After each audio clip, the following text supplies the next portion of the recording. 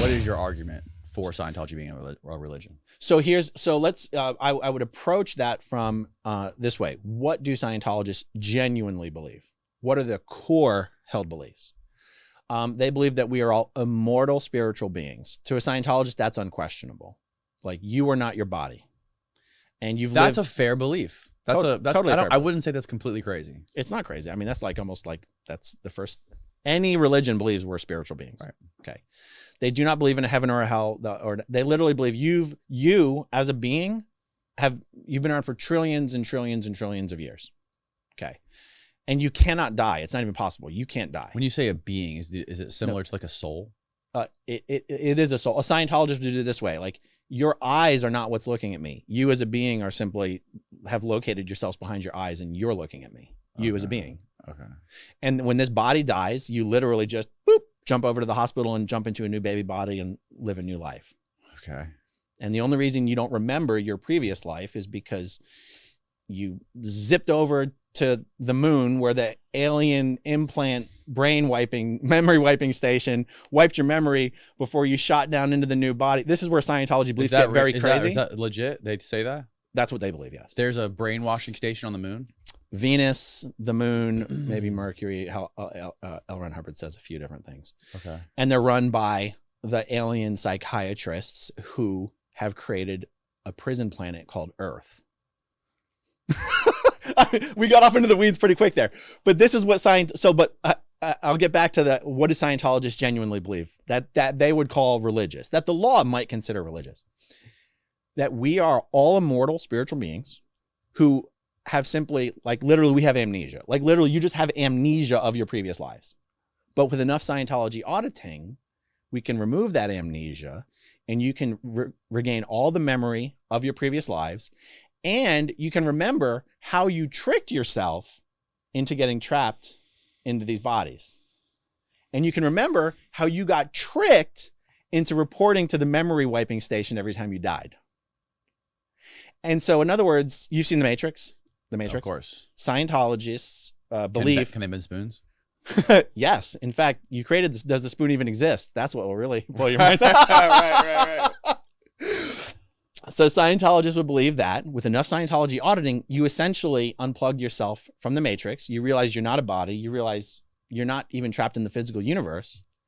And that only with enough Scientology auditing can you remember how you allowed yourself to be trapped in this prison.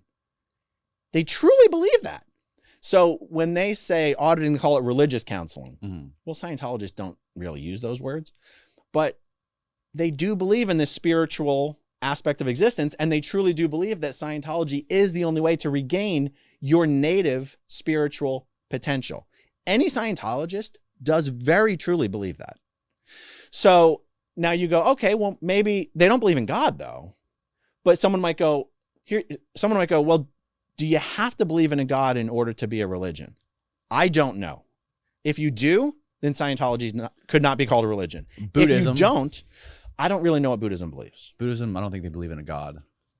They believe in a higher state of being. You're trying to achieve nirvana. Very spiritual, but I don't think they have a God. Do you know L. Ron Hubbard said he was Buddha? I did not know that. Yes. So if what you're saying is true, that Buddhists... Can you confirm that, Austin?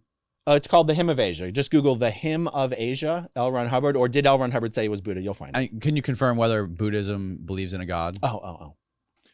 So let's say that's true, right? Then Scientology and Buddhism, in some respects, could be argued. I mean, no matter what I say on this, people are going to be pissed off. You could argue they're very similar. I mean, L. Ron Hubbard certainly argued they were similar. So L. Ron Hubbard said that as Buddha, he was trying to achieve this particular... Buddhists do not believe in any kind of deity or God. Good. Well, Scientologists would say that the closest thing to Scientology is Buddhism.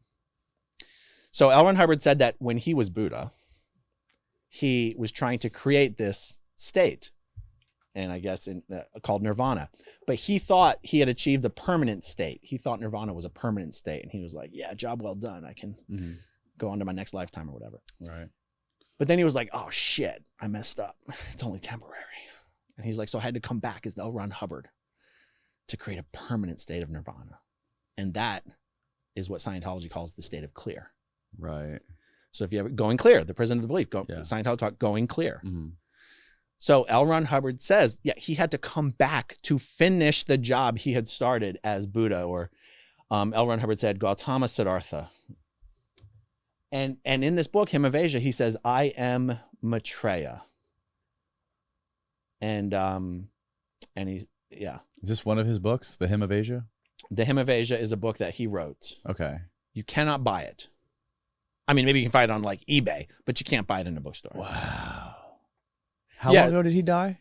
86. 86 he died. And I believe I learned this on your YouTube channel, but he didn't even intend to leave it to David Miscavige. Is that right? Correct. He had some sort of living will that he wanted to leave it to 2 women or 2 girls. Well, it was a man and a woman, a married couple, Pat and Annie Broker. Oh, Pat's a man. I don't know. Okay. Pat Broker and Annie Broker. Okay. Because remember, he'd been off in seclusion and hiding for the last 6 years of his life. From 80 to 86, he was basically hiding from the authorities. That was when the IRS revoked. No, they revoked shit much earlier than that. Much earlier. Okay. So why was he hiding? I probably won't be able to do it justice. Like, there was just, Scientology was in trouble in various countries. Okay. Like, even L. Ron Hubbard's own son was trying to like sue him. Like, between the IRS and because Scientology had its tax exempt status revoked, but it's not like they just started voluntarily paying taxes. They were still like not paying taxes. Right. By the time Scientology got its tax exempt status back in '93, they owed $1 billion in taxes. Right. Right. So my point being, Scientology was in trouble in a lot of different governments. Okay. It wasn't even just the U.S. Right. It's ironic, right? Because he was hiding in the U.S. If he was hiding from the U.S. government, you think he would have been in Brazil. Right. The dude was in a motorhome in the desert in California. Like, it's a little weird. That is a little odd. It's a little weird. Okay, so he'd spent the last 6 years of his life in hiding. And there was only a few people that was with him. Pat Broker, Annie Broker, and a guy named Steve Fouth or Sarge Fouth. And here's where the story gets a little weird, because the easy version is, oh yeah, he wanted Pat and Annie to take over. But his last will and testament was signed 1 day before he died. Someone just sent me a copy of the death certificate and the coroner's report and everything just this past week. His last will and testament was signed 1 day before he died, except his doctor, Dr. Eugene Denk, who, by the way, was a Scientologist. Mm-hmm. His doctor had said to the authorities that L. Ron Hubbard had a stroke about 8 days before he died and was not able to easily speak. And you're like, huh, did L. Ron Hubbard just magically decide to write a new will 1 day before he died? Doesn't seem likely. Doesn't seem likely. Now, look, the whole last will and testament thing is sort of a separate conversation than Pat and Annie Broker, because it's not like he left everything to Pat and Annie Broker. But there was, shortly after he died, a publication that went out to all Scientologists saying that Pat and Annie were being promoted to this new Sea Org rank called Loyal Officer. Mm.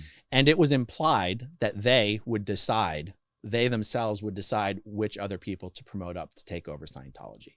Scientology was never supposed to be like one person's taking over from L. Ron Hubbard. It was supposed to be like a lot of people, like a whole structure was supposed to take over. Did he leave anything specific to his kids?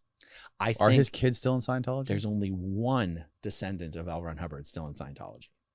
How many kids does he have? I think he had 3. Remember, he was married 3 times. Right. So if you include all 3 marriages, maybe it was 5 or 6. Okay. I think only a few of them were ever involved in Scientology. And his daughter, Diana Hubbard, is the only descendant. And when I say descendant, I don't even mean only daughter. I mean granddaughter, great-granddaughters, of all of his descendants, there's only one. There's only one left. And I mean, that's kind of remarkable. Meaning right? Still alive? No, they had all, whether they're alive or dead, every single one of them left Scientology. Oh, still, well, you say staying in Scientology, right? Okay. Yeah, gotcha. Wow. And she's still a member of, she works at the international base, the confidential base.